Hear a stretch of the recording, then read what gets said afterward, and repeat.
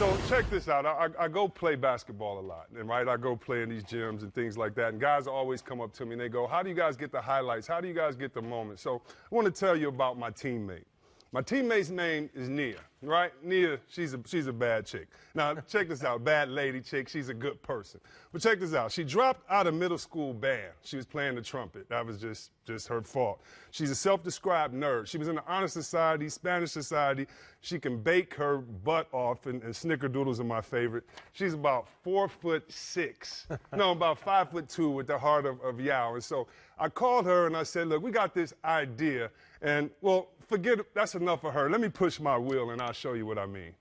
Nia! Let's see what we got right there today. My girl Nia helped me out, and today's topic, if we could, because I pushed the button an hour ago. Oh, here we go. The best handles. Best now, handles. Let's get how we got to this conversation. God Shamgod the other day tweeted out something that the best handles in the league were actually his, Isiah Thomas, and Kyrie Irving. And so we put together a list of the best handles, and these are the highlights my girl Nia put up today, and this is Curly Neal, the first one. The first one was Pistol Pete Maravich. We have other ones.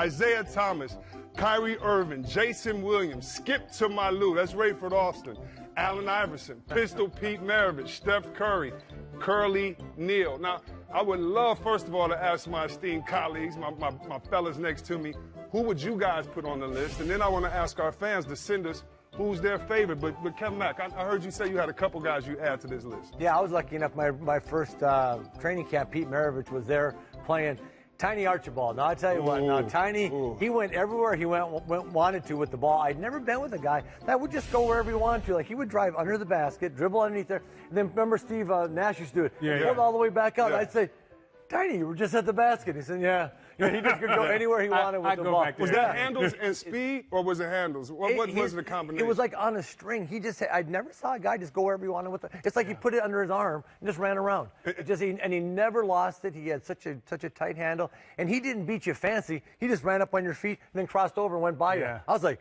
I'd never seen that before. That's why this is such a hard category, because I played with a guy, Rod Strickland. He had handles. It looked like he couldn't dribble, but it was on a string. So the whole thing here is not how great you pass, not how you, but only the dribbling. And so when you talk about a guy like Tiny, and that's why I love these arguments too, because it's not a real answer, but you learn more about players each time, and Tiny definitely should be on that list. Zeke, who you got? Yeah, on that list, I would put Marcus Haynes. I learned how to dribble. Marcus Haynes and Curly Neal taught me how to dribble. Okay. Those are the two guys that I learned, how to pat it from. So there's dribbling, and then there's patting. The pity pat. Yeah, that's what you did, Zeke. And what you saw Curly Neal and Marcus Haynes doing, they was patting. See, that's patting. Now, Zeke, wait a minute, Zeke. I'm not going to lie. Me and Nia last night, we were on the internet ourselves. I say, they never show good highlights of older cats before the HD. Wait, and these, not Spud Webb. He dribbled off his back. Did you see him dribbling off the man's back? Yeah. This right here.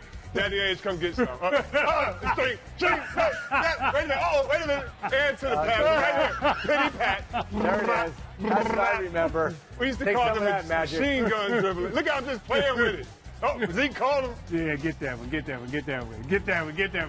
Zeke, what was your workout regimen for dribbling? So it was all fingertips. Everything we did and everything Curly Neal, Marcus Haynes taught us was at the fingertips. And we would have to learn, really, play the piano with your fingertips. So beats. So, yeah, and you had to beat it to the music, right? And everything was da-da, da-da, da-da. And then it was one finger, da-da, then two fingers, da-da, da-da. Any song you like to play, dribble to the most? Oh, well, my favorite song was More Bounce to the House.